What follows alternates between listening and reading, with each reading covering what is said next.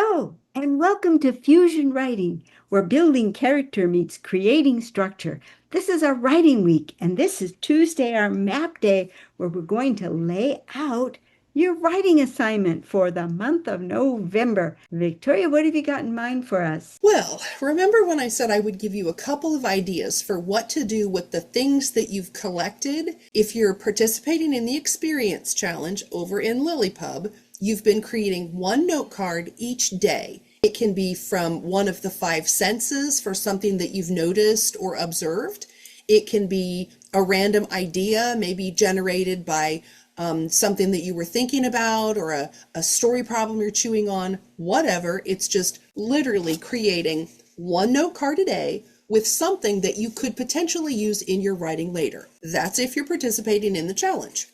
If not, my hope is that either in your note card bank or potentially in your writing journals or your writing notes, maybe in your drafting, you have some random ideas that you've collected. They may not fit perfectly into your story yet, or maybe they're just ideas for bits of characters or a piece of a scene, or maybe something that you know you want to get to writing, but you're just not quite sure how to get it on the page yet. In any case, I'm going to give you 2 ways of approaching it for your writing week. The first one is random.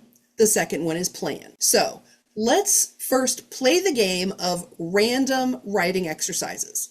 How do you go about do that? Well, one easy way to do it is to simply take those cards, the note cards with your writing bits and tidbits on them, and you can blindly choose. Let's just say you go through and you pick out of a stack the 2nd, the 4th, and the 7th. Roll some dice and just randomly pull some cards out of your stack. Lay them out in front of you and simply start to look for connections. Now, this is an exercise that if you follow our Zettelkasten, we did with Mel Jeffcoat. He just had us take some random cards, look at them together, and start to map out how they might connect. Now, what happened for me was really cool, because even though I chose cards completely at random, I solved a critical problem for book 2 of my novel trilogy. I had no idea I was even thinking about that part of book 2. But sure enough, when I saw those cards together, the answer presented itself, and I figured out the plot twist revelation.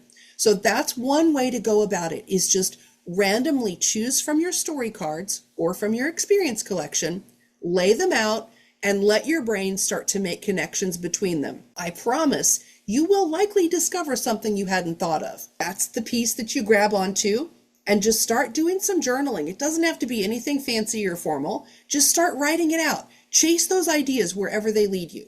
Another way of doing it randomly is to just go to your note box. If you're fortunate enough to have a bit of a Zettelkasten already built, pull those note cards out at random. Just grab some and see what it says to you. At that point, you're just reading what's in the cards and letting your writer's brain figure out how that might be useful. Now, what if you're more of a planner? I personally, if you know anything about me, I'm a planner. I like to think ahead to what I'm going to work on. So maybe I'm thinking of a scene where my 2 main characters discover something about each other. In that way, I'm going to go to my experience collection or to my story cards, and I'm going to think about that problem. How is he going to discover this thing about her? I'm just going to review my cards.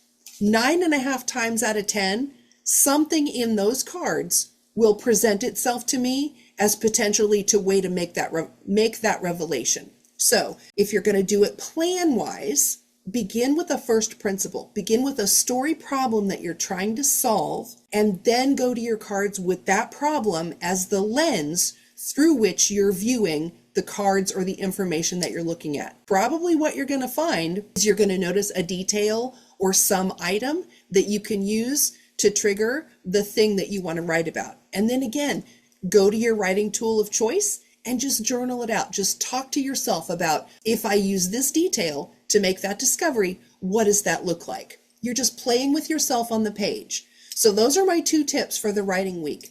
Try a random exercise with just random details. Put them all out in front of you and see how you can connect them up. And then the second way, if you're more of a planner, choose a story problem or a story goal, and then look at a set of notes or note cards or information and see what details you might use in order to solve that story problem. Now, when Kathleen starts talking with you about her writing week exercises, I want you to keep this in mind in regards to the character traits. What if the random notes and information that you look at are a specific set of character traits or a specific trait and how it could be used? You can play with it in that way too. So I'm not going to take any more of Kathleen's time, but just remember, anything that you put in front of you can be the components that help you build a scene or solve a story problem. Kathleen? Yep, you nailed it, Victoria. That's exactly where we're going because it's really important to have in your tool chest the ability to work with any character trait through all of the character positions. So what we're going to do this week for our writing week is we're going to take the character trait of choice. You pick one. We've been doing respect. We've studied respect carefully. The previous week, we had sincerity, we've had affability, we've had so many character traits through the month. You can watch some of the past videos if you need to review them. If you're in LiLLiPub, you can look at some of the past writing week assignments and review them from within there. If you're a newsletter subscriber, you can check back issues.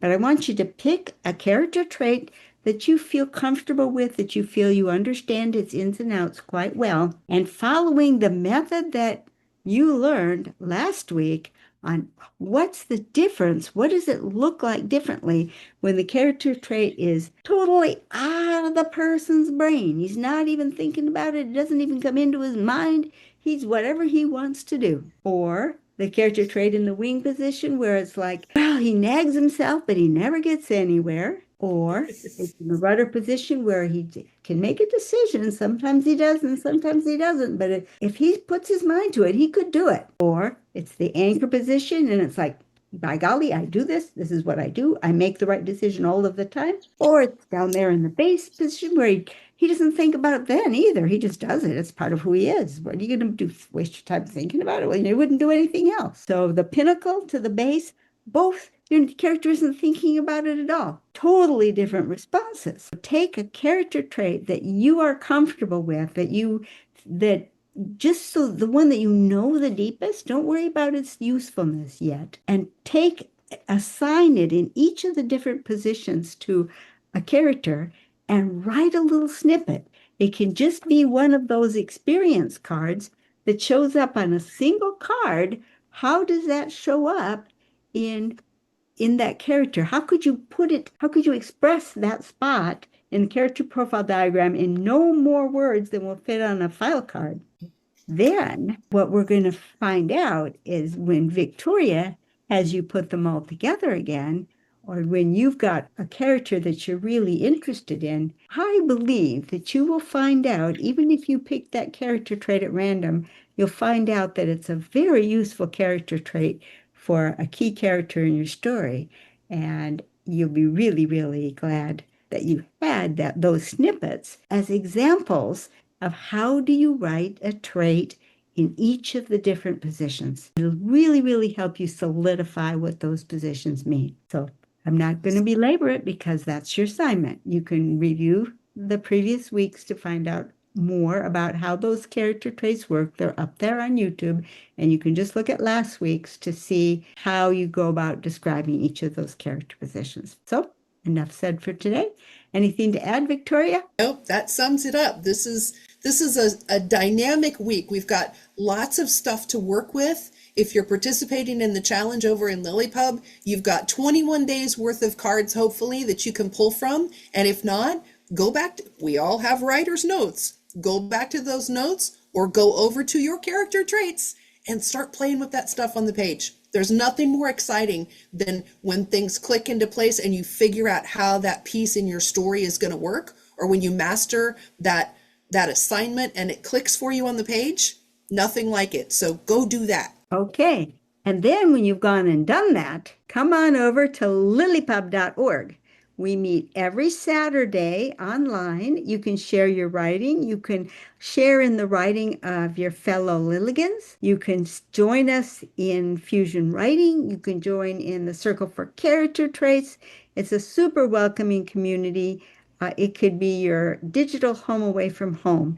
And you will definitely find some warm and welcoming people who will be thrilled to see you in LiLLiPub.org. All right, can you believe it? When we meet again, we're going to be in the month of December. So take care and have a good Thanksgiving, and we'll see you then. Bye-bye.